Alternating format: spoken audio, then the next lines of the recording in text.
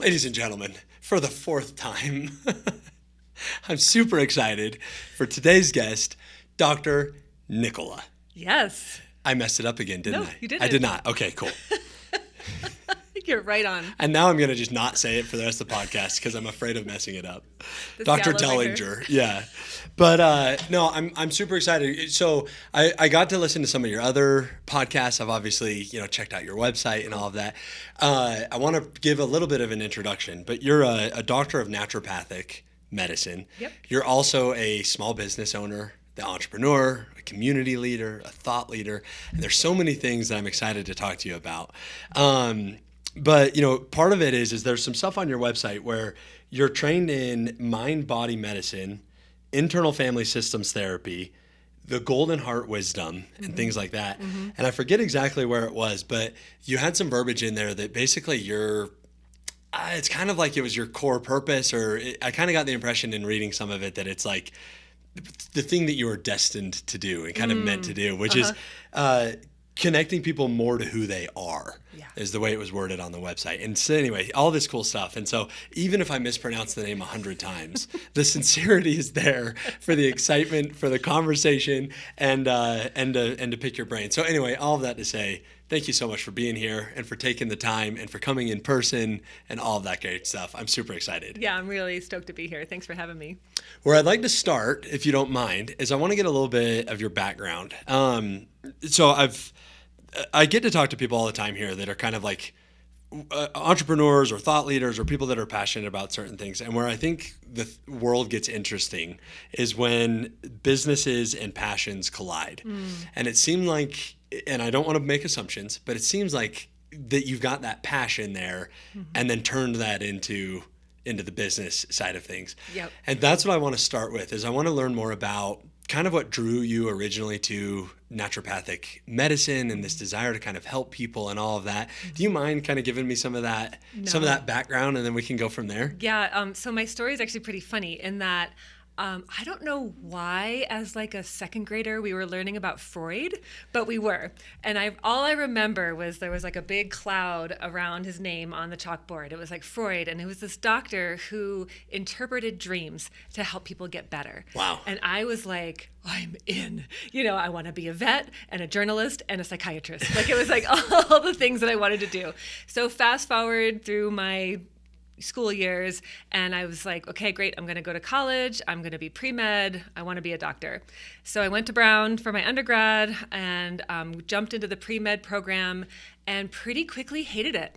I didn't really like what I was studying. I didn't like the cohort of people that I was studying with. It wasn't very collaborative. It was pretty competitive and cutthroat. I mean, I'm in an Ivy League pre-med program. Like, we're all people were stealing articles out of the science library so nobody else could read them. I mean, it was intense. Right. And I was like, what am I doing? And then on top of that, I was studying U.S. healthcare systems. And I'm like, this is like running to board the Titanic.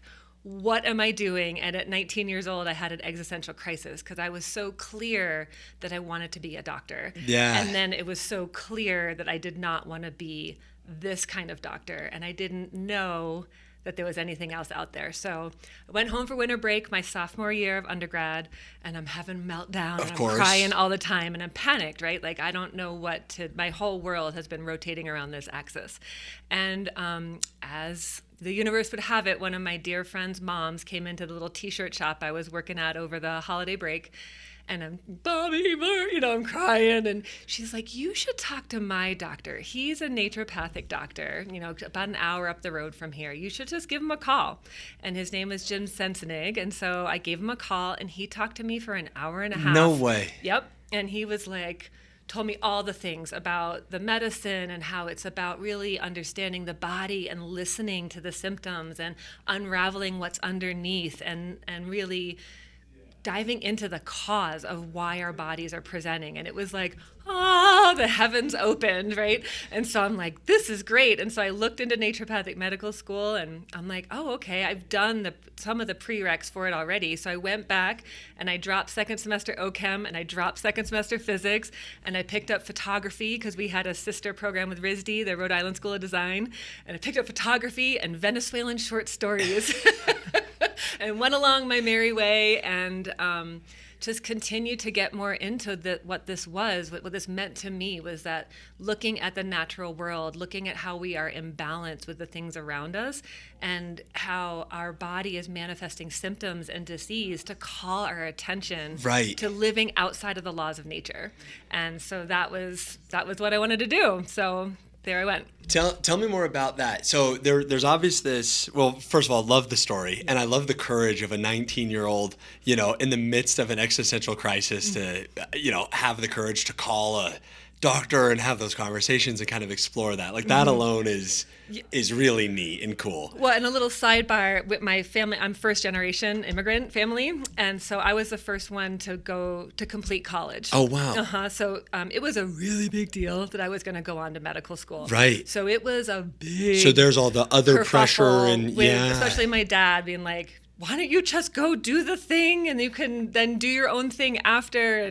And I was like, it was just a no. When you look back, so I've got about 100 questions there, but when you look back specifically with kind of that like divergent of paths and especially considering, the family pressure now, your dreams, your hopes. I mean, for anybody to pivot from one path to another at such a young age is a big task in and of itself. And then not to even mention the parent pressure in the family and I mean all that stuff. Like if I were in your shoes, I would have just stayed the course just to, because I wouldn't have the courage to have let everybody down, and like move that.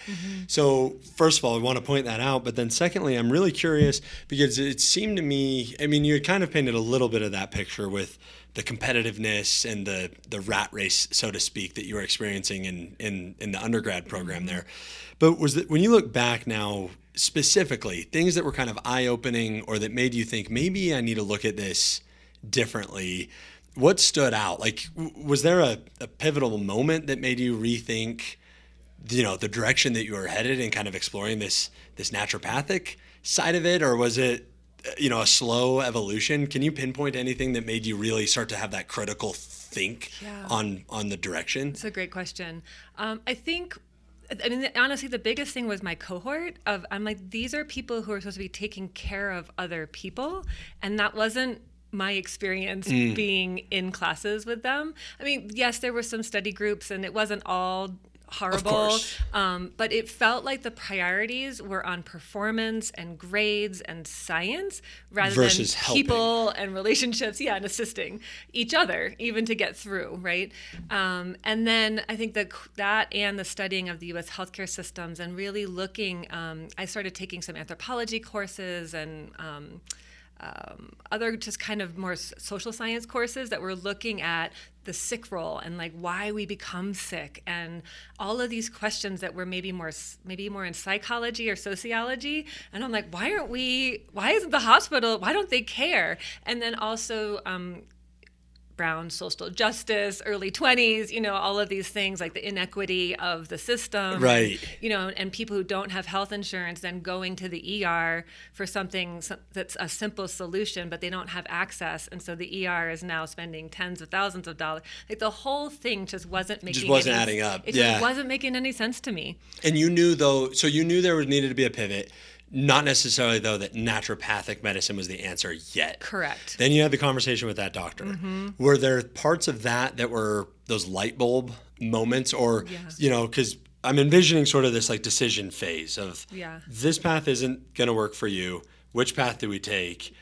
And then there's obviously, this one became the one. What specifically about, maybe it was that conversation or just even the naturopathic in general? Honestly, it was that fast. It was a lightning bolt. Wow. Clarity. I mean, I was like, great, I'm done. Because it felt so natural? It felt more aligned and it made more sense to me. So one of the stories Dr. Sensenig was telling me was about this little baby, maybe 6 months old, who was getting real colicky and always vomiting, and how they were just looking at food elimination, and by eliminating some foods in the mom's diet, the baby was no longer colicky and vomiting, and how the gastroenterologist that the baby had been working with, who referred the family to him, never called, never was curious. So this gastroenterologist for years has been sending Dr. Sensenig his most complicated patients who are getting better.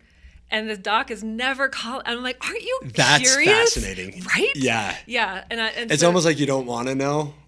Maybe. I mean, that's for a whole nother, Well, we're right, not yeah. our place to speculate, but that is an interesting thing of, you're so far down one path, maybe you Yeah. need to stay.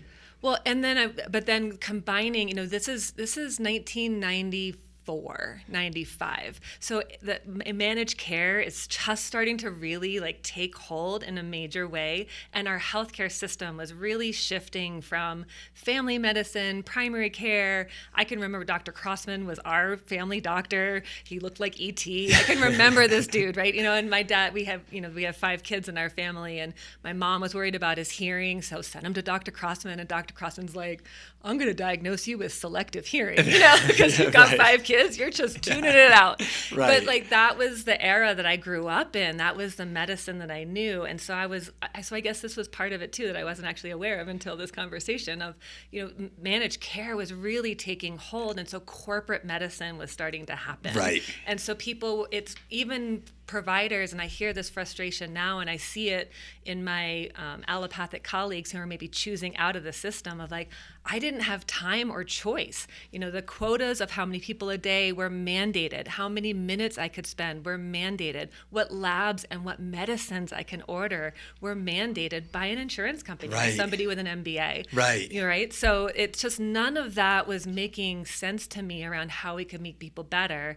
And then the story about the baby, where there's nothing wrong with the baby except the baby telling you it didn't like cow's It's milk. a signal. It's a signal. Let's listen rather than, cut off this bond between the mother and child and then put it on cow formula and then give it a med to make it stop, vomiting. I'm Right. like, this doesn't make any sense. Do you think that to put it simply, I mean, do you think that the fundamental differences would be symptom? It almost is like treating symptoms versus treating, I don't know what the word is, ailment is the only thing I can think of. Yeah, but like in that case, the baby vomiting, let's make it stop vomiting by doing these things instead of like maybe we could make it stop vomiting long term. Is that kind of like fundamentally the different approaches in naturopathic medicine versus, and what should I call traditional medicine, I guess? Yeah, I mean, or allopathic medicine. Allopathic? Yeah, because sometimes traditional medicine refers to like traditional peoples, right? So Got it. Yeah. that for me, it was always a little Allopathic. Yeah, so allopathic meaning kind of away from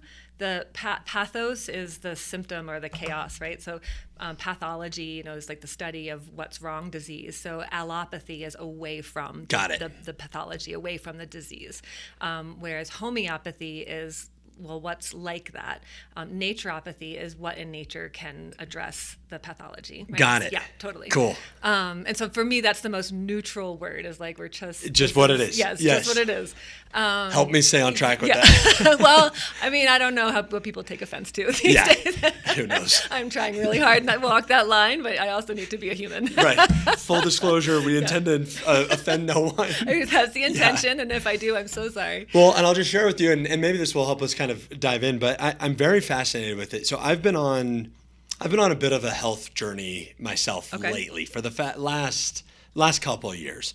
I've started to pay really close attention to how exercising affects my mental health, which affects my productivity at work, which, kind of all's in. Cutting out alcohol has been a huge thing that I've done, but I've spending more time in nature and trail running and stuff like that. And I'm like, I've been for the last few years, like kind of piecing together these things that I feel like are working for me, both like almost on a holistic level with my mental health, my physical health, my energies. I mean, all of these things. But I've never really been able to have like the science behind it or, be educated behind it. Great. But you had mentioned something, and I forget the exact term you used. I'm going to get lost in some of your science terms, just full disclosure on that. But basically alluding to, I think it was anthropology that you were mentioning about, which, correct me if I'm wrong, but that's the study of evolution. And people. People, yeah. One of the things, a profound experience for me has been when I'm running ultras, sometimes the way I've described it is that it feels natural.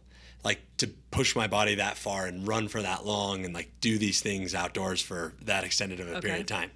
So anyway, all of that to say, I'm fascinated with how anthropology works into this and I don't know, just kind of like the modern take on health when at the end of the day, we're still just humans. Right. Talk to me about that. Yeah.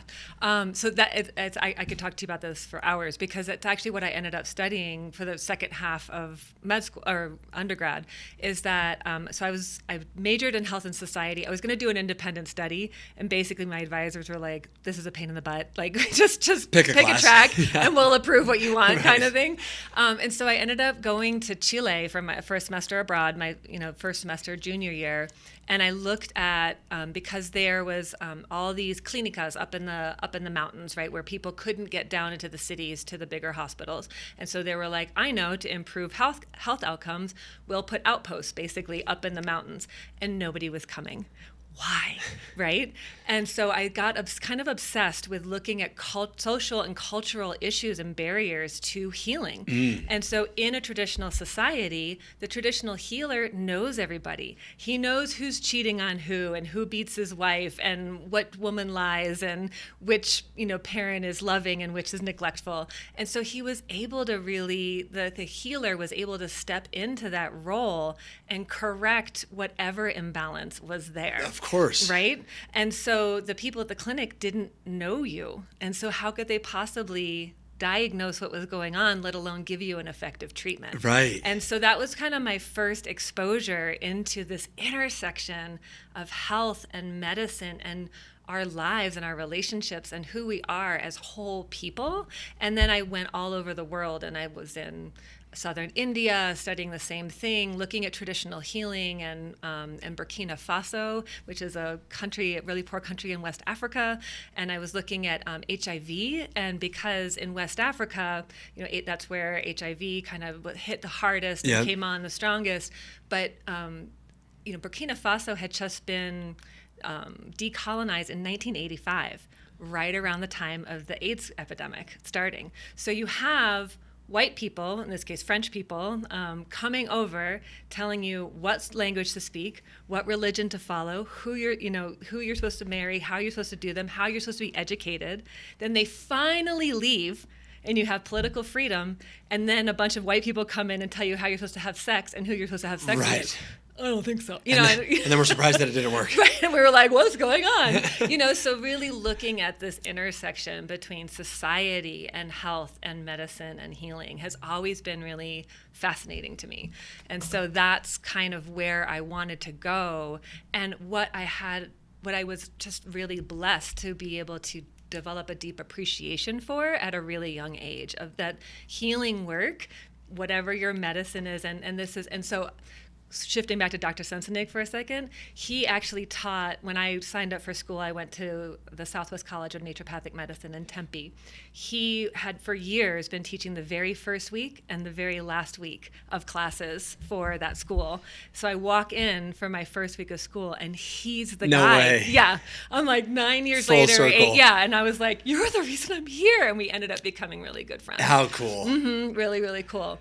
But he would always say, it doesn't really matter what the rattles and feathers are of your medicine, as long as you believe in it and the person that you're working with believes in it. Wow. Right? So it doesn't really matter what the methodology is. What matters is our relationship to each other, our connection to each other, and the faith that we have that this is going to shift things. That's wild. So the belief being that, whether it's the terms that I wrote down and I can't pronounce, or all of these, but the core to success is your belief that it will be successful. Yep. Whether it's the like you had mentioned, whatever the rattle and the feathers are to the to your healing, the connection and the belief that it's so, meaning that the mind plays an incredibly powerful part in the healing process. Yes. Regardless of modality or medium or anything like that. So there is a study on knee surgery, I think MCL tears specifically, it might be ACL tears. And so how do you do a placebo-blind controlled surgery study, right? Well, what they did is they went in and they took half of the people and they just made the 3 incisions. and they took the other half of the people and they did the knee surgery. And they looked at what they call ACEs, which is adverse childhood events. And so basically, how much trauma do you have in your background? Like, were your parents divorced? Was there alcoholism? Was there any form of abuse, neglect, all these things, right? And based on their ACE score, 0, 1, 2, 3, or 4, was the predictability about whether or not they recovered. No The way. surgery was irrelevant. No way. Yeah. Yep.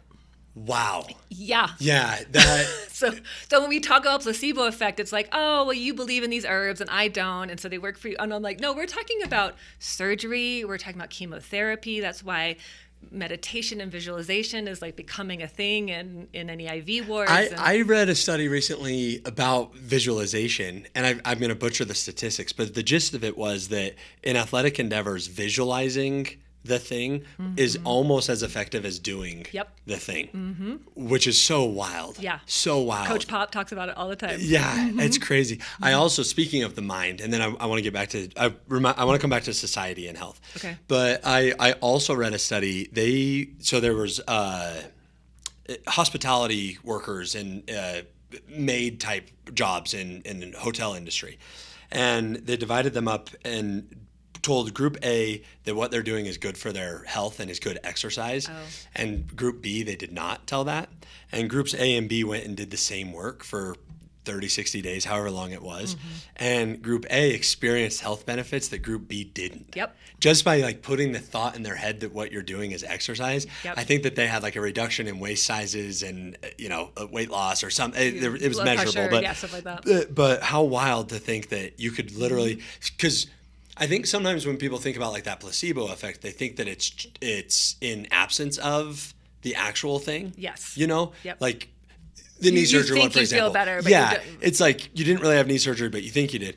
But the opposite is true, that you could be doing the thing, and if you don't believe it's going to work, it won't work either. I'm so fascinated. I mean, we could have a whole podcast about the power of the mind. Oh my gosh, and absolutely. Just like how profoundly powerful that is. And to your point, that these things aren't just nicey nice things that are relaxing, that maybe reduce our stress and make us feel better. There's actually like tons of studies now looking at epigenetics, which is kind of like what turns our genes on or off. And so, for example, there was one study and they did 1 day of meditation and mindfulness. And so they had two groups of people. One, they were both on property. One was actively meditating, meditative walking, that sort of thing. The other group was just hanging out.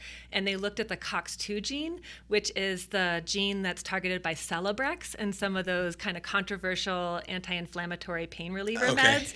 So Celebrex, I don't think is on the market anymore because it was pretty gnarly on the body. And so, but it was a COX-2 inhibitor, basically. So it turned off this gene that caused pain and inflammation.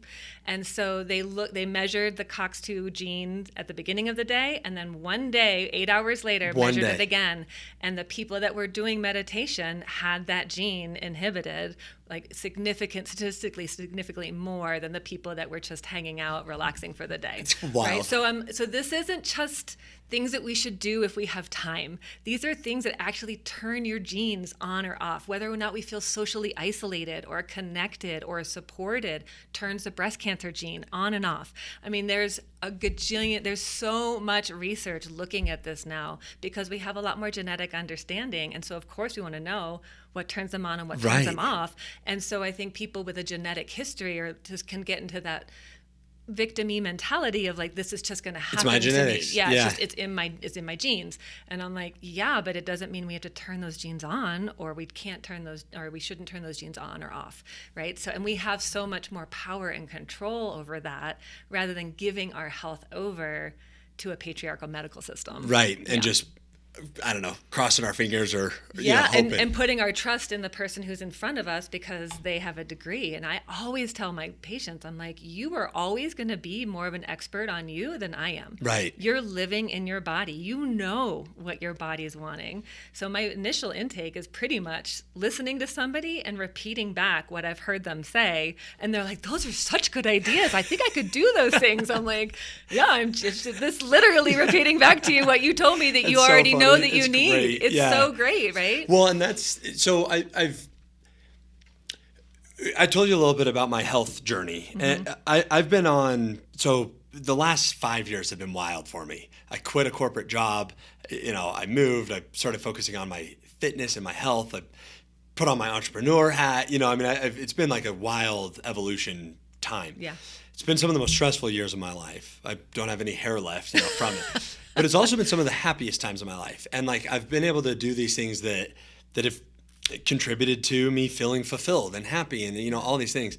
And I've talked about it on this show before that sometimes I can come across as salesy because I want others to feel that level of excitement and energy and fulfillment and all of that stuff.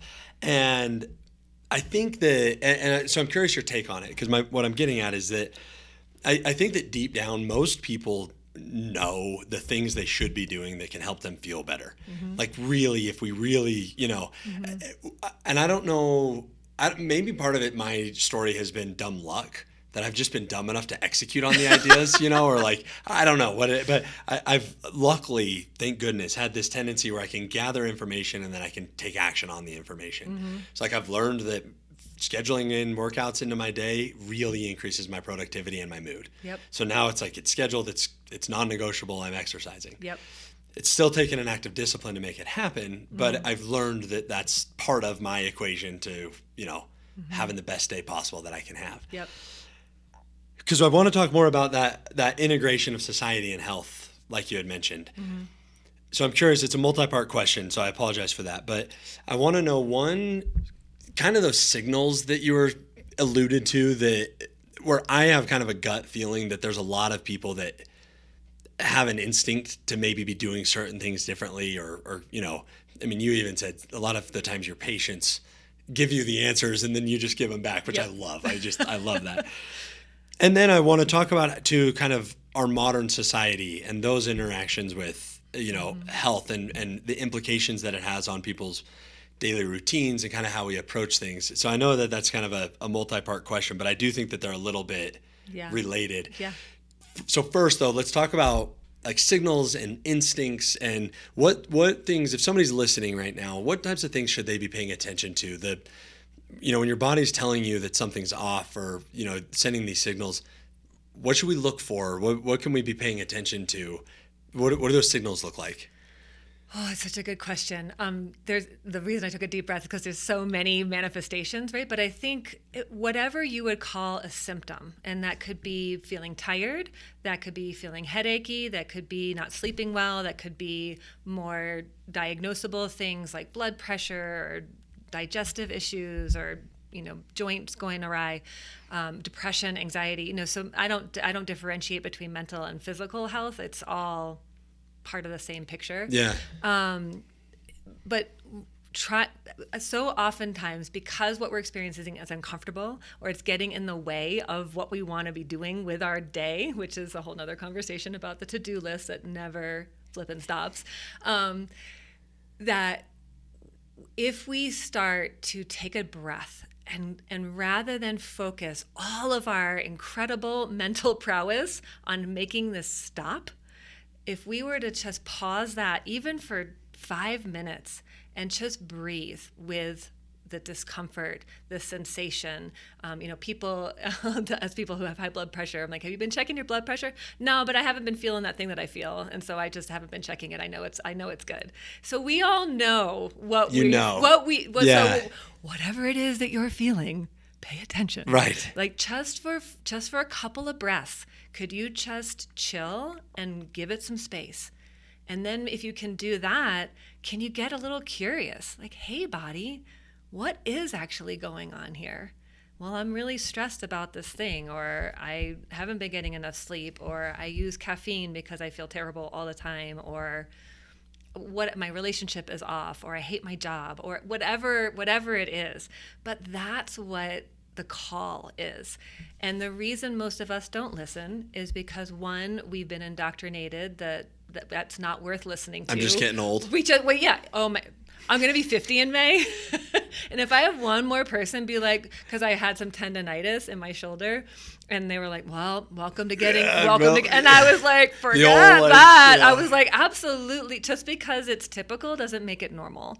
So I'm like, ooh, Yeah. Just because it's typical does not make it normal. Yeah, physiological Love normal that. is not just like having no libido and having joint pain and like not wanting to get after your life anymore Right. after X amount of years.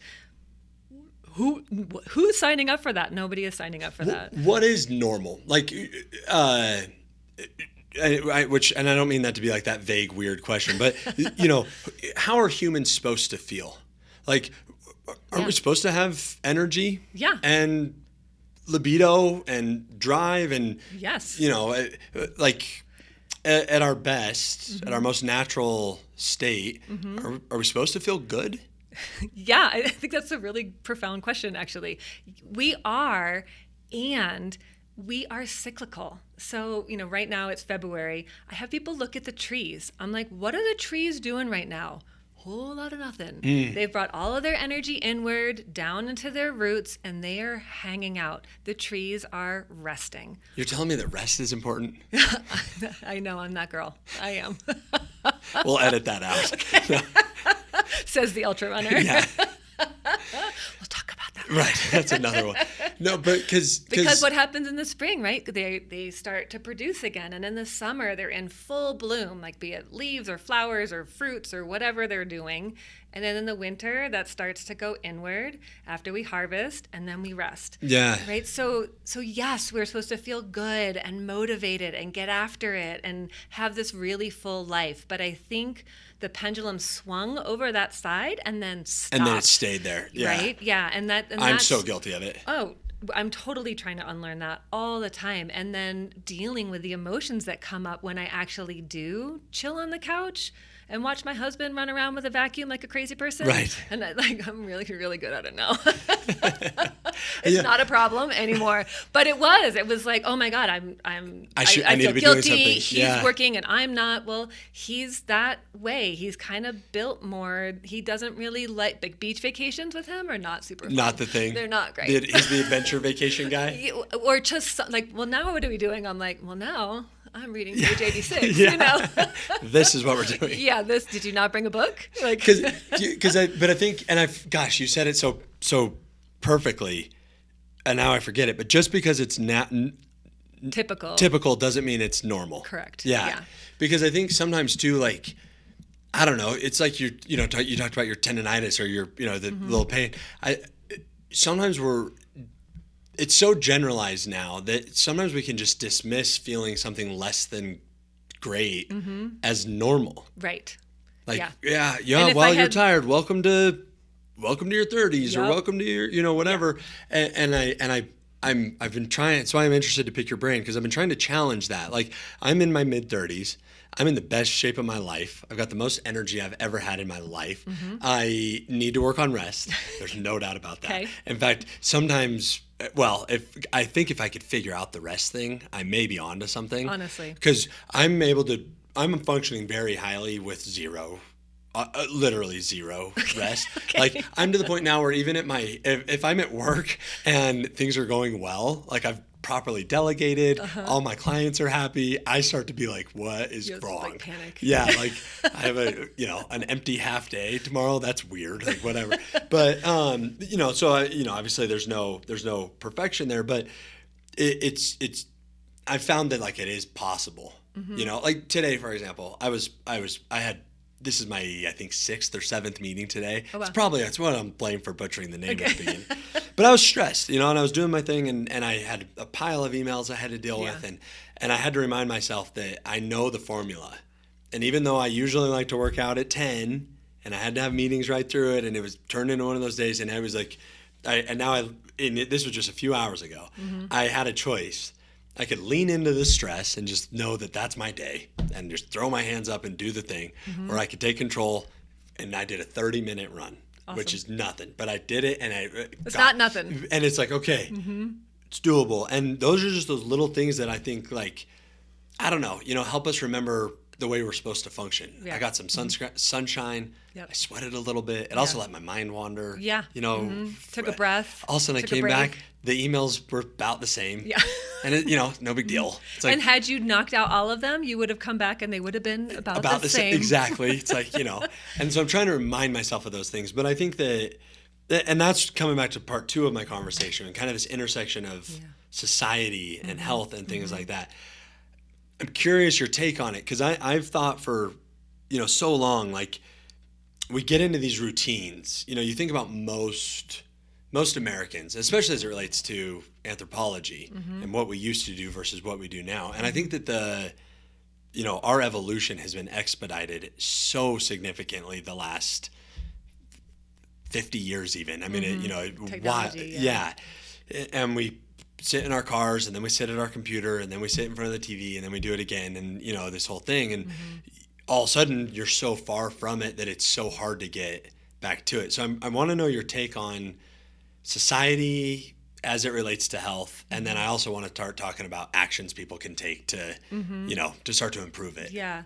Well, I think there's a couple of things. One is I think that social media has really changed our perception of ourselves, in that when we look at what other people are doing, we get a very filtered view of their lives, and A sliver. Nobody takes pictures of their screaming children on, that was the car ride before the hike, Right. because that was happening, and you're like, wow, Jen, you're just amazing, like You're crushing it. Yeah, you're canning your own veggies with 2 kids, and or what, I don't know, whatever. And but I think rather than being connective and inspiring, that's actually like depressing us and like causing us to compare ourselves more, rather than celebrate, like, oh, it looks like Amy had a great day out. It's kind of like, oh, my kids never do that, and I didn't, and then we try to make it happen, and then we force our kids when they are not in that space to do the thing so we can have the picture to put on Insta, and it's like, so that's messing with us for sure. And I trace back some of our health stuff to like the 20s and 30s, when advertising really came on full force, and that became the culture of lack. Did you know that your life could be better if you had this? And then we really saw the height of that in the 50s with the housewives and Valium, right? Like, we're just going to have Valium in a martini, and they're not going to feel any of the pain of their actual lives. Right. So if we look at the evolution, even in our past 100 years, there's this real cultural shift where we are creating these modern conveniences, but they're supposed to be freeing us up to enjoy ourselves more. But they're tying us down. But we feel guilty, right? We feel bad because so-and-so is working so hard. So when I can take a nap or run in the middle of the day, napping in the middle of the day is my favorite thing. I'm like, oh, I feel so bad because now when I sit down with my girlfriend, she's like, oh my God, I'm so busy and blah, blah, blah, and blah, blah, blah, blah, blah, blah. And right now I'm just happen to be in a point in my life where I have a lot more spaciousness. And I've been telling my friends, I'm like, I have a lot more space. Like, if you need something, I'm here. And how hard it is to ask that. Yeah. And Brene Brown does a really good job of explaining shame between the genders. So for men, it's like, I have one purpose, and typically it's taking care of my people. To provide. Right. Provide and protect. Yeah. And so I'm going to ride that horse until I die on the thing, because if I don't, I'm going to die of shame. Right. And for women, it's having all the plates spinning in the air at once, and asking for help is like the ultimate vulnerability. The worst thing. Yeah. Totally. Right. And so I think that's part of where our society is really impacting us. So advertising and marketing, which has gone through the roof with the advent of the internet and all the things that have come with that. And then just the social media comparisons. And then when you put that on top of a very, what I would call, judgmental society of how we're supposed to feel. And if we don't, it's this very narrow window, and there's this kind of cultural assumption that like there's a pill for that. Like, why don't you just take the med, whatever the med is, like antidepressant, anti-inflammatory, anti-hypertensive, just go against what you're feeling and get back to norm. Although very few people are actually experiencing this idealized normal. Yeah. And there's no room for us having a winter season, be that a winter day where we're feeling really down or just tired or lethargic or don't want to get out of pajamas, or we're just having a season of that, or we're grieving. Heaven forbid, we're grieving more than 3 days, right? I mean, that's a really long process. And so that I just feel like culturally there's not a lot of space anymore. And I think that's part of the backlash that we're seeing in this next generation of like claiming mental health and claiming this sort Yeah. of stuff. And again, there's pros and cons on both sides Of of course. it, but I think that's part of what we're seeing is like, I'm having my experience and this is impacting my ability to show up. Right. And I'm not going to pretend for your convenience that this isn't here. Right. Yeah. Yeah. It's almost like Brene Brown, I think, words it that, vulnerability is a superpower. Yes. And, kind of lacking authenticity, even like the ability to feel the way we feel a certain day or do the thing that we want to do, this day or whatever. What would be your advice to people knowing that, not everybody is an entrepreneur who can make their own schedules and, have these things like you and I have some luxuries in those senses. Absolutely. Somebody who, the woman that's listening right now who's spinning 5 million plates, she's, working the 9 to 5. She's got to pick up her kids. She's got to do the drop off and the thing and whatever. What's your advice to somebody like that in terms of, a first step or little things that we can start to take control of or do to, to create that space? Yeah. I've got a bunch of suggestions, but my first suggestion is pick one or two of the following suggestions. Pick the ones that feel easiest. We have a tendency to be like, that feels hard, I'll start there. And I'm like, no, set the bar really low. Give yourself a bunch of gold stars, So health-wise, start with the fundamentals. Are you drinking water? Are you moving your body? Are you eating regularly? I have a lot to say about the intermittent fasting thing. For women, no more than 12 to 14 hours of intermittent fasting. For men, no more than 14 to 16 hours. This I'm going to eat half an hour a day thing is screwing our adrenals. It really, really is. So that's a whole nother conversation. But so are you eating regularly? Are you drinking water? Are you hydrated? That doesn't mean you can't drink coffee or alcohol, but for every cup of coffee, 2 cups of water. For every drink of alcohol, 2 drinks of water. Because it's dehydrating. So we're just replacing and then we're hydrating. These simple things that we all know, but we're not tending to. What's going on with sleep? Are we getting enough rest? I hear a lot of people, especially women, that are like, but 10 to midnight is like me time. Yeah. Everyone's asleep. Nobody wants anything. It's just, and I'm like, well, that's actually a bigger symptom of your day. If you're going 6 to 10 and you don't have an hour in there where it's quiet or peaceful or that you feel like you have some sort of support, that's somewhere that could use balance. And every now and then it's impossible. There's just a circumstance and there's nothing we can do about it. But I'm talking about 5 minutes, even sitting in the bathroom and just hanging on the toilet for an extra 2. Right. Just take a couple of breaths. Give yourself a minute. Yeah. Lock the door, especially if you have small kids or dogs, they just coming in. But just sit there and while you're peeing, just take a minute, breathe into your belly. How am I feeling right now? What's going on? Am I this is what my weightlifting coach uses this. Are you a red light, a yellow light, or a green light today? How are you feeling today? Because based on that is how you should load your weights for today. We're not always going to be at a green light. Not every day is 100%. Not every day is 100%. Today might be a 50% day. So you might have to get up and clock in for your shift. But maybe there's a little wiggle room there, right? And maybe there's a day where you can go above and beyond, but maybe there's a day where you just kind of get quiet and just chill out a little bit, or go at half pace, or chit chat with somebody in the office for longer than you might, or get up, heaven forbid, and go talk to them rather than message them on the computer.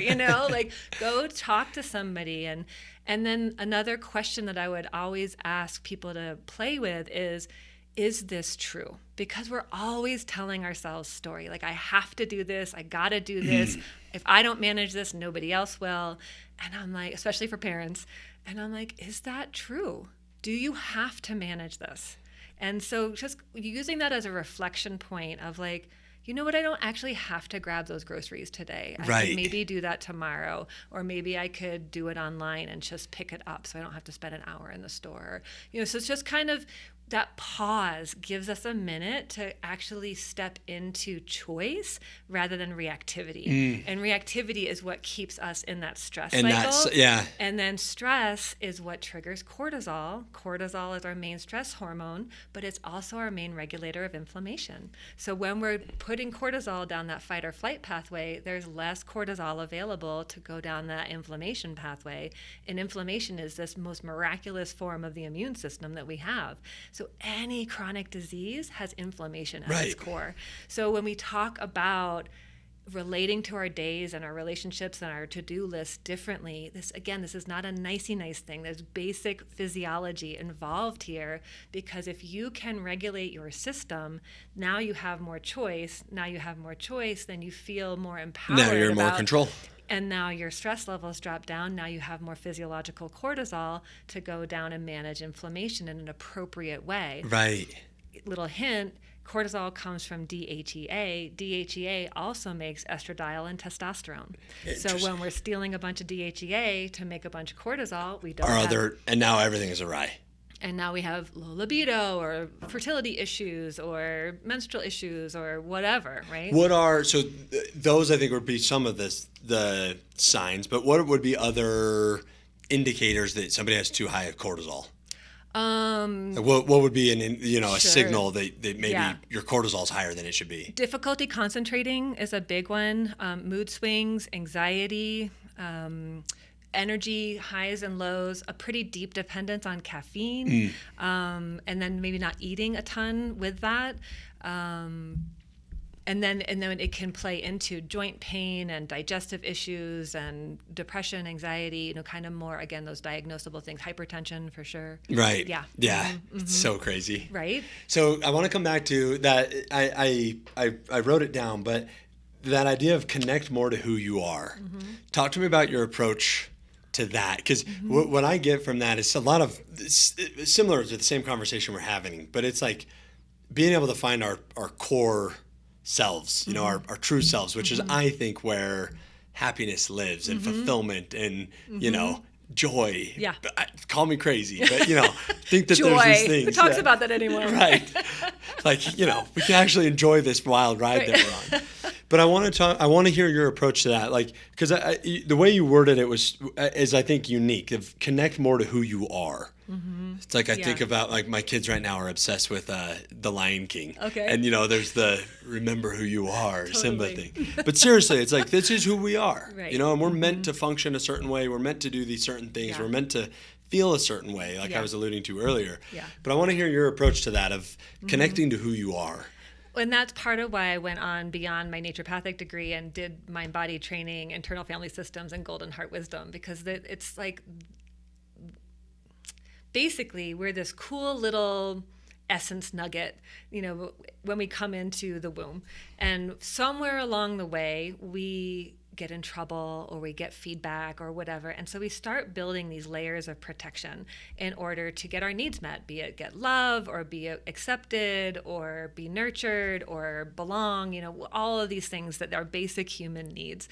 And so, but these things act like a filter, kind of like clouds over the sun. And so if we don't ever look at those strategies and behaviors and layers of protection, these are the things, when you say, everybody knows what to do, why don't we do it? Because of these layers of protection, right? Like if I were to take a run in the middle of the day instead of banging out 40 emails, what would somebody say? Right. Shame, guilt, parental opinions and dogma, cultural, societal, whatever, all of that comes rushing in and goes, you don't get to be who you are. Because somewhere along the way, we've all gotten signals and messages that who we are is not okay. We've had moments that have been embarrassing or shameful, or we got in trouble, or we were told we were wrong or bad, or something bad happened that was tragic or traumatic, and nobody explained why. So we internalize that as little kids, right? And so this is why this is the intersection between the spirit and the heart and physical medicine, in my opinion, is this melding of these two. And so we really want to look at what beliefs and stories are we carrying about ourselves that are maybe getting in the way of us choosing to drink more water or remember to take our things every day or to change our diet or lifestyle or leave the corporate job or what, all of these things that there's a whisper inside that goes, I know what to do here. Right. Right. But there's like this layer of like lead protection armor that's going, you can't do that because bad things happen when you shine. Bad things happen when you get really big. That's been part of why I started picking up vocal lessons, was because I was told I couldn't sing and that I shouldn't sing. Really? Yeah, totally. I didn't have a naturally great voice, and so that's why I started taking vocal lessons, was to move. And I was 45 or whatever when I started that process. It was totally uncomfortable, but it was like, I want to break through this thing that has because it's like almost because you were told you couldn't. Yes. It's in spite of that almost. Yeah, and a curiosity, like, is that true? Like, Yeah. Can I really not do this? And Ashley Edwards was my vocal coach, and she was like, the voice is like anything else and any other instrument. You have to learn to play it.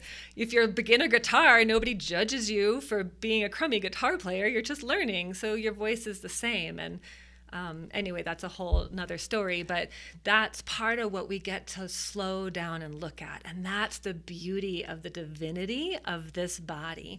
We're not a haywire set of symptoms. When something's going wrong, it's not random. It's not for no reason. It's just because we haven't actually listened and translated the message yet. Right. Yet. It doesn't matter where you are in your health journey, it doesn't mean that there isn't time and space to translate that message now and reverse whatever's going on, or learn from whatever the symptom picture is, and then let it go, because you've learned the message, you learned the lesson, you've made the shift. So your body doesn't need to manifest in that way anymore. Yeah, and that like it's okay to now to like truly move on from those things. Yeah. Like you don't have to keep fighting the same battle or proving the same thing or whatever. You really don't. I mean, after I had my kiddo, and he's 15 now, I developed Hashimoto's, which is the autoimmune thyroid issue. Okay. And so once you get autoimmune, it's for life. It's just something that you have all the time. And I was like, I don't think so. And so I did the diets and the supplements and all of this stuff, right? And it was managed. But I was hiking one day, and I was telling myself some pretty self-critical things. And I was like, you know what? It doesn't matter if I eat gluten-free and limited brassica vegetables, kale and whatever, for the rest of my life. If I'm attacking myself, I'm never going to heal from an autoimmune disease. And meaning attacking yourself from like the story you're telling yourself like mentally? Critically. If I'm being self-critical, how am I ever going to heal? And now when I have some gluten, now I'm doing it wrong. Now I'm criticizing myself because I'm not supposed to do that because I'm on this diet. Right. And so that's really prompted me into some really deep self-work. And now my antibodies are clear. No way. Yeah. Mm-hmm. So I'm like, the body can do anything. We can move beyond anything. And you can find stories and books and articles about people who have come back from stage 4 lymphoma and, all of these things, or had a near-death experience and came back into their body and didn't have the issue. I mean, there's no shortage of these stories, and there's no reason that can't be your story. Love that. Is that you use the word divinity, and I forget exactly, but the divinity, the divine nature that our bodies are, where we come from. Yeah. Tell me more about that, because it seems to me like there's kind of these, I don't know, underlying beliefs or ideas that like there's more to all this. Like you really think whatever the thing is we're dealing with, it is actually all solvable. Yes. And that we have the power to do that and whatever. Mm-hmm. But I'm curious that, your choice of the word divinity there. Mm-hmm. Talk to me more about that. I'm fascinated with that. What I think I mean by the divine is that there is a higher order of things. I trip out on this a lot, but if you take a minute and think about what your body is doing independently right now, it's wild. Yeah. I will fingernails. I'm like, what a cool invention. Right. Here you had these soft little stubby things on 20 little soft things, and the body was like, let's cover those up with some keratin.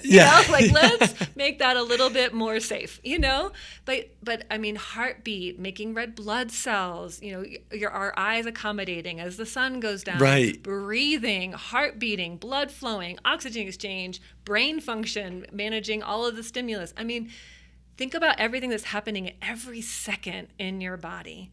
And to feel like that isn't divinely orchestrated or created by a power higher than this brain, to me is insane. I don't know. I don't have any other.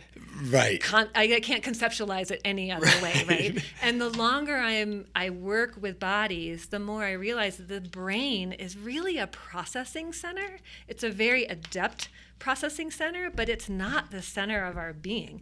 Our heart, we now know, is a sensory organ. So it's receiving emotions and sensations. And I have seen this over I didn't know that. Yeah. So it's giving feedback to the brain. Our gut has its own nervous system. Yeah. The enteric nervous system. It's where 80 to 90% of our neurotransmitters are made, is in the gut. That's why when we start an antidepressant, the main side effects are nausea and bowel changes and appetite changes. Why? If it's in your head, it's because it's not in your brain. Ooh. Right? And so most of your immune system, there's this thing called GALT, which is gut-associated lymph tissue. So the same lymph tissue that makes your tonsils, there's a curtain of it over your entire intestinal tract. So most of your immunity is happening in your gut. So the brain is a processing center, and our gut and our heart are sensory organs, and they're really dictating that. And so when we breathe into our belly, we can stimulate that vagus nerve, which is a big part of our parasympathetic or rest and digest and repair part of our nervous system. So when we breathe into our belly, we're stimulating the vagus nerve. That's giving 5 times as many signals back to the brain that everything's cool than the brain just by breathing. By breathing by controlling our breath into your belly, because that expands the diaphragm, which stimulates the vagus nerve. If you're not sure about belly breathing, you can sing or chant or laugh or gargle, because there's branches of the same nerve that innervate kind of like your inner ear and the back of your tongue and the top of your palate. And so if you think about like all religions, be it quote unquote minor spiritual beliefs and major religions, they all have chanting and prayer and singing, yeah. Right? Why? Because it soothes our nervous system and allows our bodies to calm so that we can connect with God. Right. Wild. Right? Yeah. I know. So when I talk about the divine, I mean it. Like I mean that there is something higher orchestrating our experience. And so if something is happening, it's happening for you, not to you. Always. And the challenge is learning how to be with the discomfort and the unknown. And that can be the biggest challenge that we face. Right. Is like, how do I chill with this when it is uncomfortable or scary, or everyone and everything is telling me it's bad and I should fix it? Yeah. Right? Have you read The Comfort Crisis? No. So I'm about halfway through it Okay. right now. But put it on your list. But just fascinating about how much power there is for us outside of comfort, cool. outside of our comfort zone, and doing being, you just mentioned there kind of that idea of being okay with this, experiencing the thing the way it is, or not, having the discomfort and paying attention to it and giving space for it. Mm-hmm. And then I think too, intentionally seeking out discomfort teaches us so much about ourselves. And Absolutely. Anyway, it's kind of wild how all that works. So do you feel like, knowing all that and how complex our systems are and how connected it all is and all of that, would it be an overstatement to say that we have an obligation to listen to, to I don't know, set our bodies up for success in those ways? Like, we almost need to get intentional about the way it all works together and things like that. I mean, is that an overstatement? No. I don't think we can. I don't think that idea can be overstated, right? And I think that is at the crux of what's, in my opinion, wrong with our major medical system now, is that it's trying. Even when you go for a digestive thing, it's like, oh, well, I'll refer you to the gastro, or I'll refer you to the cardiologist. I'm like, well, who's talking? Like, these are all connected systems. Right. Like, you are in one body. And we also, I think we have to elevate and trust ourselves. Trust ourselves. Trust that What a the concept. body, right? And not just trust something outside of us, be it a social media or Dr. Google or your actual doctor. Like, if it's not resonating with you as true, because there's inspirations to be found in all of those places. I'm not trying to dog them across the board, but if it's not aligned with you, if you have like I don't know, then listen to that. Yeah. Because if your check engine light in your car goes off, right? And you go to the mechanic, and the mechanic lifts the hood and finds the wire to the check engine light and cuts it, and is like, there you go, check engine light's off. You'd be pissed, Right. Be like, wait a minute. Oh, what a good analogy. Right, you didn't look at the engine. Well, this is your lifetime vehicle. So don't go looking for the light to be switched off. Like, find out what's wrong with the engine. And then solve it. Yeah. Does it need oil? Is it an old one? Did you, I don't know much about cars. That's the end of my analogy, but. Are the tires flat? Right, totally. Yeah, exactly. It's on carburetor. Right. Carburetor. Love it. But we have to think about this vehicle as a divine, or this body as a divine vehicle. Right. And so your symptoms are your divine messages. These are messages coming from somewhere, calling you into something higher. Yeah. And then the idea being that, okay, so obviously, we've got these complex systems, these divine, vehicles that we've got, our bodies. Mm-hmm. They send us messages. We need to pay attention to those messages. Mm-hmm. Then, though, talk to me about like taking the action and doing the things that our body needs. Mm-hmm. Should it feel hard? Like, is it a challenge? Is it, because I'm curious some nuance there of like, because we've talked a little bit about, giving ourselves permission to have a winter season, whether it's a day or an hour or whatever. I love that you're taking that to heart. I'm listening. Yes. If nothing else, I'm like, rest more. But winter. But I'm curious because there, and I'm genuinely asked to help me understand it, because it seems like there might be some conflicting, something there with like, it should be easy and natural, to do the things our body needs, mm-hmm. but it's not.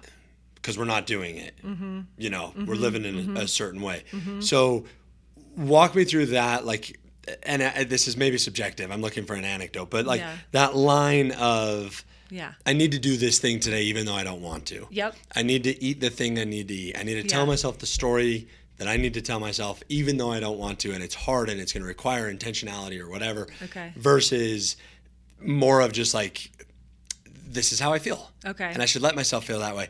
Any idea of like where that line should be drawn or how to address them? I do. And that's where the parts work comes in, right? So I really encourage people to drop into this language of parts. So rather than I don't want to, there's a part of me that doesn't want to. But there is a part of me that does want to, so I'll use my tendonitis as an example, right? So I went and got some body work from an awesome body worker, and he was like, strength training is really going to be your answer. And so I was like, yes, totally. And so I went to weight training, and it hurt. It hurt because I have tendonitis, and it hurt because I hadn't done it in a lot of years, right? So I had toilet up and down, hurt, right? And but so it was like, I don't want to, or this hurts. But I was like, that same question, is this true? So there's a part of me that doesn't want to. There's a part of me, and I'm going to just be really vulnerable here. There's a part of me that likes being taken care of. There's a part of me that has a reason that I can't lift and garden anymore this summer, because that's how it started, was like super over gardening and over weeding. And I'm like, you sound like an ultra runner. I'm probably like, I don't have to do this anymore. And I was like, I have to really look at overextending myself and putting all of my time and energy on the weekend into working, because I don't like doing that. Like, I take care of people all week long, myself, my son, my kid, and my husband, our dogs, all the thing. And when it comes to the weekend, I want to chill. Yeah. And so I was like, isn't this? And so there were all these pieces that I had a lot of shame around, like admitting, like, well, it's kind of an out. Like, I don't have to pick up my groceries. I can get help with that too. Like all of these things. And I was like, oh, why don't I just start asking for more help? Or stop overextending myself so I feel so burdened that I'm like, somebody help, Right. And so this is the process that we get to enter into when we have something like tendonitis or whatever, fill in the blank, right? And so going to weightlifting, I don't always want to do it, but it's less and less. And the truth of it is I feel better when I do it. My body feels better. My tendonitis is resolved. When I stopped going for a while, tendonitis came back, and I'm like, oh, this is something that's really important to me. So it's for me, it's diving into that deeper why. Mm-hmm. Why do I want to do this? Well, because I want full use of my body, and I don't want to be limited at any age. And I don't want to just play into this, well, you're almost 50, so welcome to the club. Right. I'm like, no. And so I want to be strong and healthy and fit and able through my lifespan. So that is more important than anything else. But I had to make room for those other parts that were like, but we like having a break. Yeah. And we like, because I'm hyper capable. And so I like kind of being quasi-capable or not very capable right now. It's kind of nice. Like I had a cold a couple weeks ago. I'm like, this is great, binge some Netflix, read a couple of trashy novels. It's great. Right. But why do we have to wait until we're at that point? Until the flu or until the tendonitis or the car accident or the cancer diagnosis. Right. Right? Like, this is your life now.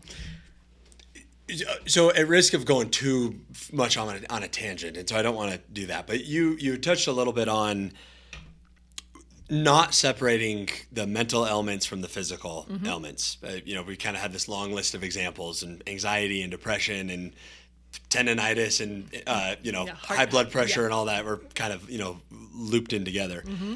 I want to touch a little bit on the mental health side of things, if that's okay. Yeah, great. Because I'm just curious your take on it, and how people can approach those things, anxiety, depression, as it relates to kind of their holistic well-being. And again, this idea of that I'm trying to have people pursue joy and happiness. I'm trying to have people.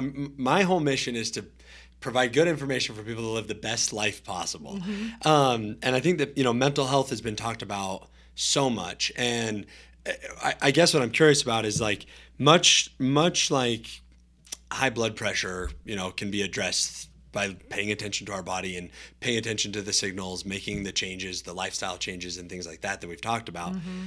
Is the same true for depression and anxiety? Mm-hmm. And how do you know, what that looks like and what actions to take? Yeah, it's such a great question. One is you're never going to start in the wrong place. So, again, there's so much pressure to make the right choice, especially when we're talking about budget. Like, I've got so much time and so much money and so much energy to invest. I don't want to do the wrong thing, right? And so I think that that's a lot of pressure. And so again, just take a few breaths and like, which one are you feeling called to? Which makes the most sense? Which resonates? Which feels easiest? And move in that direction. For some people, it's doing stuff at home, like diet or sleep or exercise. For some people, that feels really hard. They hate cooking and it's winter and they don't want to be outside and they don't want to join a gym and they don't want to blah, blah, blah. So there's not a one size fits all. I really want to emphasize that because like there's nothing better and worse than loved ones being like, you know what you should do? You know what I did? Right. And I feel great. That's my problem. You know what my neighbor did that blah, blah, blah. And you're like, how many stories do I have to hear about other people who healed from this thing? And what it does is it just drops us into that record of I'm more broken than anybody else, and we can get really stuck there. And that could become a self-fulfilling prophecy. Speaking of the mind, yes, we could have a whole podcast on that. Yes, for sure, absolutely. Yeah, absolutely. But that's a fascinating thing to think about, an unintended consequence of.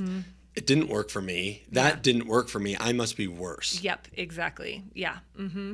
And not honoring the individuality. My first husband was going through some pretty tremendous back pain. So I dove into the research and I'm like, okay, what's the most effective treatment?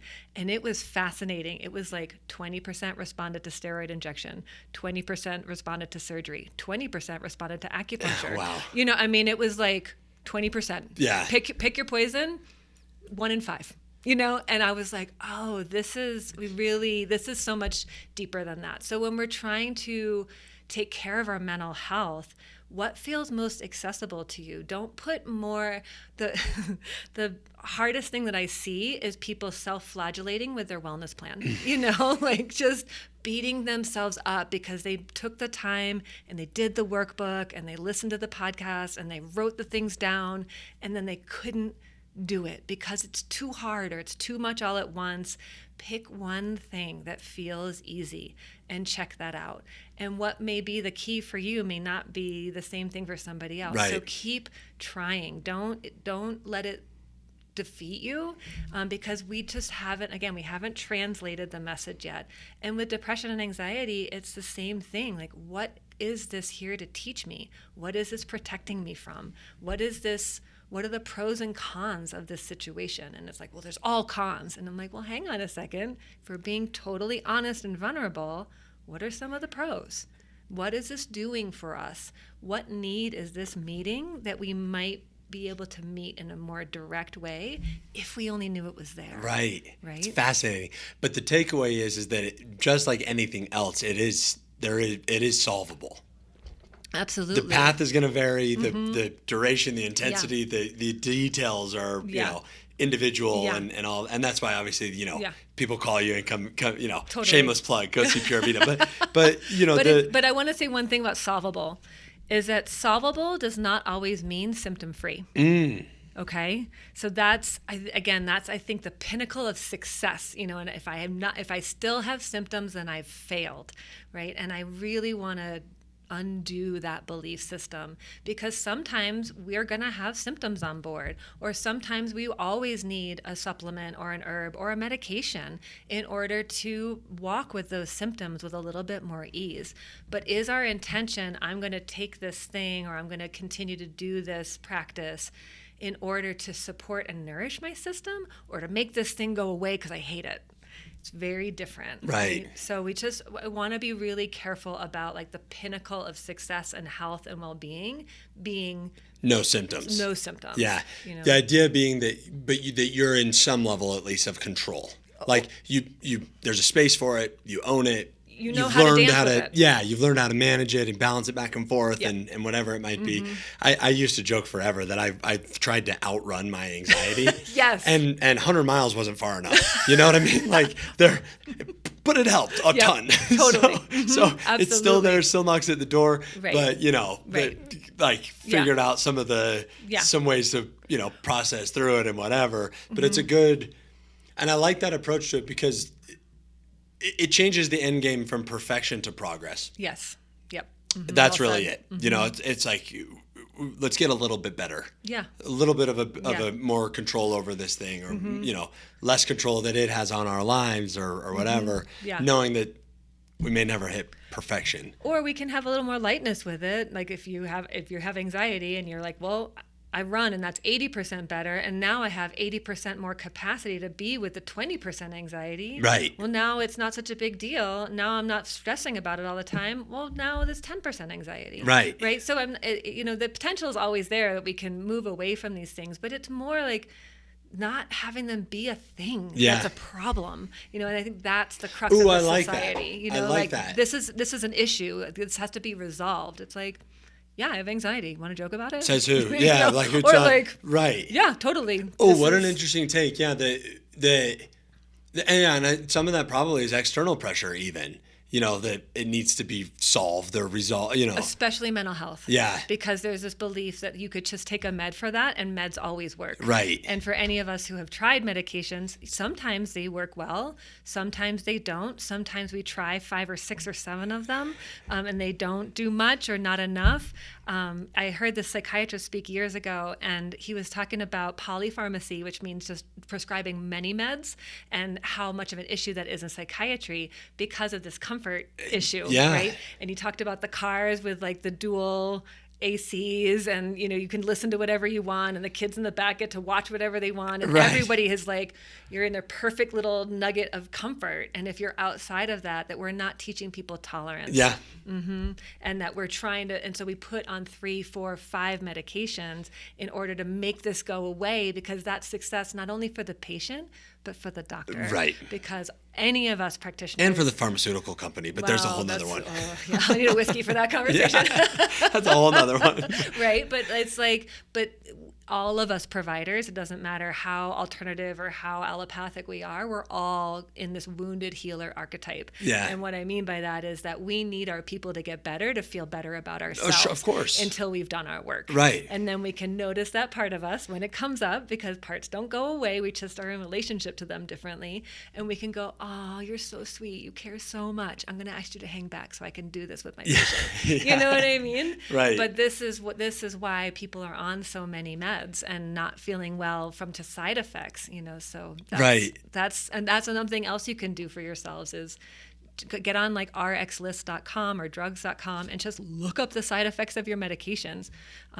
These are just like pharmaceutical information websites. They're not alternative. They're not whatever. They're just factual. Or go to your pharmacist. They are the most underutilized resource that's free. You can talk to a pharmacist at your pharmacy at any time. They have to be there whenever the pharmacy's open, and you can chat with them until you are done asking questions. And they have a PhD in drugs. Right. They know everything. They know way more than any provider knows about pharmaceuticals. Which is probably, such a good idea, just so that you understand why sometimes you feel the way you do or whatever. Hey, is it possible that these are interacting? Is it possible that I started having this when I started taking this med? Yeah. Because your primary care typically will say, nah, it's not a thing. And that's because they want you to feel better, or they don't want you to have a heart attack. And so they're doing the risk benefit analysis for you. Right. And going, don't worry about it. I can't tell you how many women I see who have been on some sort of hormone, be it birth control or hormone replacement therapy, and they're having symptoms, especially mental health symptoms, and they're asking if it's related, and they've been told no time and time again.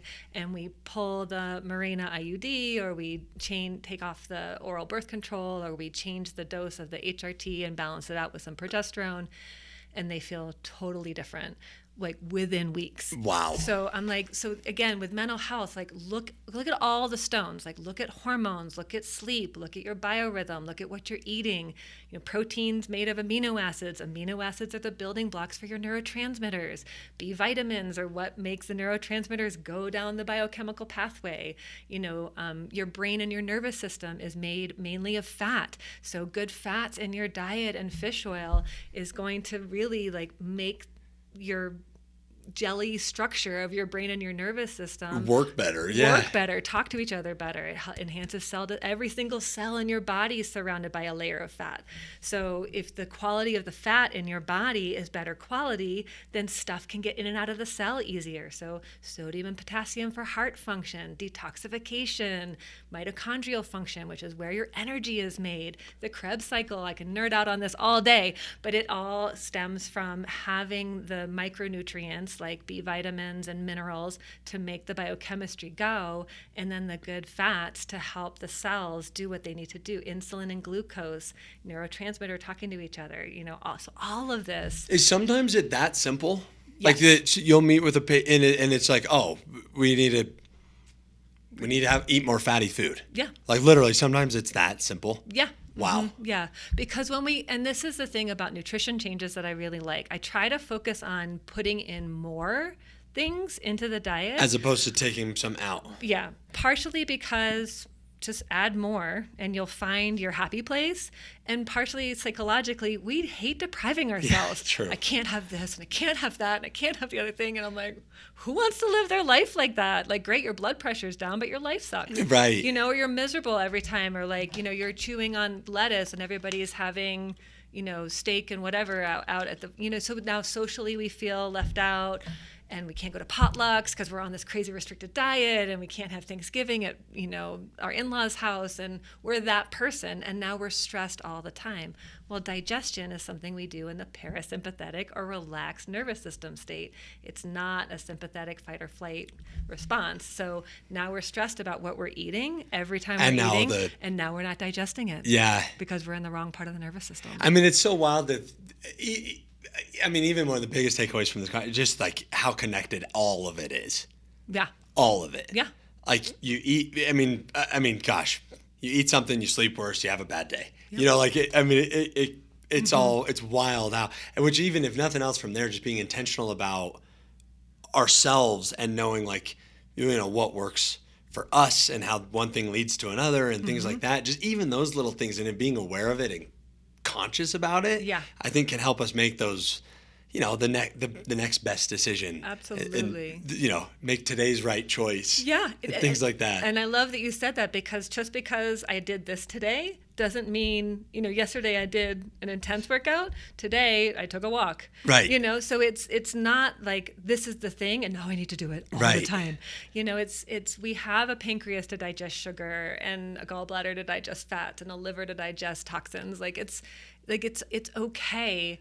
But when we do them all the time is when our organs get burdened. Just like if we were asked to do a chore, it's like, yeah, no big deal. But if you were asked to do a chore for 12 hours all a day, the time, every single day, you'd be like, enough already. Right. So our bodies are the same. Like we're meant to, the direction of health is not being more and more restricted around what we can breathe. Yeah, it almost creates freedom. Yes, exactly. What a cool mindset on it. Like, yeah, it's non-restrictive. It's the opposite. Mm-hmm. Yeah. It's freeing. Yeah. Health, whatever you are doing on your health path should be freeing. So going back to your question before, like, how hard should it be? It should be like if you cross your arms and then you cross them the other way, and it's kind of, you can do it, but it's uncomfortable. It could be like that. Right. That's your edge. Right. So like, yeah, this is weird and unfamiliar, but I'm not hating it. Right. It's just not familiar and it feels different. But I'm into it. Yeah, I'm going to make it happen. But I'm just trying it, right? I don't even know if I can. You can. Yeah. But that's it. Like just pushing ourselves out of our expectations and just questioning the tapes that play in our head around, like, does anybody know what a tape is anymore? Right. Like, I do. Yeah, thank you. You are in media. Right. But these stories that go around and around, and they're just constantly chattering in the background. Like, take a few minutes, get to know what those stories are. Be like, hey, come sit, tell me about it. Oh, and this is wrong and that's wrong and I did that wrong.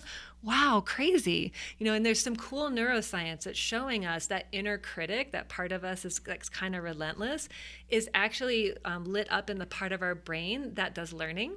And so basically the theory is that the inner critic is triggered from making a mistake, but there's never been feedback that we learned about the mistake. And so the inner critic just keeps replaying the mistake so that you learn. So if you tell your brain, I got it. Right. You're like, hey, we're on the same page here. I don't want to do that again either. Then the inner critic chills out. Which comes back to, we talked about those feedback loops, or the self-fulfilling prophecies is the way we worded it. Mm-hmm. But yeah, that inner critic thing, it's something I've dealt with, so many times. He's a good friend of mine. His name's Robel Taylor, and he's been on the podcast a few times. And we were talking about the comfort zone and like growth and inner critic and whatever. And the advice he gave me, and it gave me so much, speaking of freedom, is that I've been growing so fast. I've been growing so rapidly that I'm never in my comfort zone, and so I've never been able to build confidence. Because the second I'm out of it, I'm in growth, and now it's gotten to the point where I've started having inner critic creep in of like, that thing didn't go as well as I did, or it was going great and then now it isn't, or whatever. Mm-hmm. And I love that, like knowing that it's just a lesson that needs to get learned, and then we can silence it. Yeah. Because I think if we don't, much like any of the other things we talked about with these self-fulfilling, I'm worse than everyone, or mine's different, or whatever. We tell that story to ourselves long enough, it's true. Right. Yeah, and now we're in this thing where we're overachieving and we don't stop and we don't rest and we're always stressed because we didn't do the thing. And it's like, yeah, because we're looking for that external approval. Instead of internal. Yeah. And so, I'm going to tweak your language just a little bit because I think language is so important. So rather than silence your inner critic, you actually partner with it. You don't want that? I don't want that either. Yeah. We're on the same page. If you quit criticizing me and just remind me, hey, that's not where we want to go, I'll be like, yeah, that's not where we want to go. Thanks for the reminder. Yeah. We can partner with that. And that's how we shift our relationship to ourselves, rather than getting away from or silencing it or making it stop. And it's so funny. I see it everywhere, how we want to just stop the thing Right. so bad, Suppress it, get it suppress gone. it, silence it, and I'm like, or just partner with it, like get into bed with it, like what's going on? Give it a voice, give it space. Yeah, absolutely. Like listen, like what's your real intention here? The intention of your inner critic isn't to tear you down. It's actually to help build you up. It's just kind of going about it the wrong way. It just needs to work on its communication style. Exactly. Yeah. So you teach it like, hey, when you do this, it actually shuts me down and makes me more prone to feeling bad or procrastinating or whatever the pattern is. Right. And it's like, oh, okay, how do you want to hear it? Or how do it's a relationship just like anything else. Yeah. But we're so afraid to be in relationship with ourselves.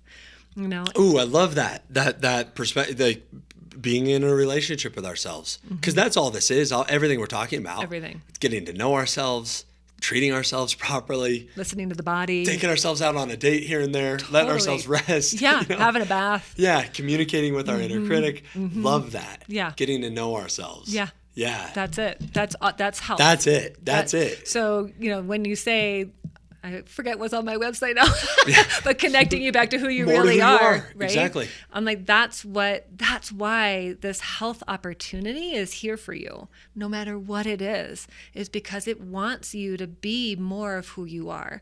And you're manifesting dis-ease because you're out of alignment with that in some way, shape, or form. And so if we can just listen to the body and start to move with it and dance with what's happening here, then we don't have so much resistance, we don't have so much suffering, and then physiologically we don't have so much cortisol and we don't have so much autoimmune response, and right? I mean, we're not in the sympathetic, so we're digesting. Nobody's reproducing in the sympathetic nervous system when we're stressed out. It doesn't matter if you're pregnant, if you've gotten eaten by the saber-toothed tiger. It doesn't matter. You're gone. So we're not so reproductive health, digestion, inflammation. All of these things are not functioning well when we are just in our heads, and we really come to over prioritize the mind. But the mind is actually this beautiful tool if we are to connect it with our heart. If we let it. Yeah. I love it. Yeah. Yeah. Thank you so much. This is so fun. This has been a blast of a conversation. And I want to thank you. Well, thank you for being 19 and having the courage to critical think and look at another path.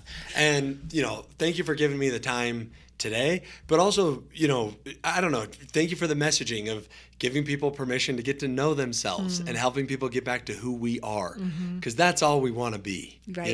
Yeah. And I just love it because while we share a similar vision and mission in terms of just trying to help people live their best, healthiest, happiest lives. And I can see that. And I just want you to know how much I appreciate it because the world needs more of it. Because what I feel like after our conversation is like hope and control and excitement. And, there's all of these cool things that we are capable of so much. And so I just want to thank you for that because it's so awesome and we need more of it. So I've got, it's my tradition here, but these are my Inspire by Example shirts. Oh, cool. Because you're inspiring by example and by taking naps in the middle of the day or letting somebody help you with gardening. Hear that in or your whatever critic. it is. Yes. No, but seriously, thank you so much. This has been awesome. It's really been my pleasure. Really appreciate it. Yeah, thanks again. I'm super lit up. Thank you. Yeah.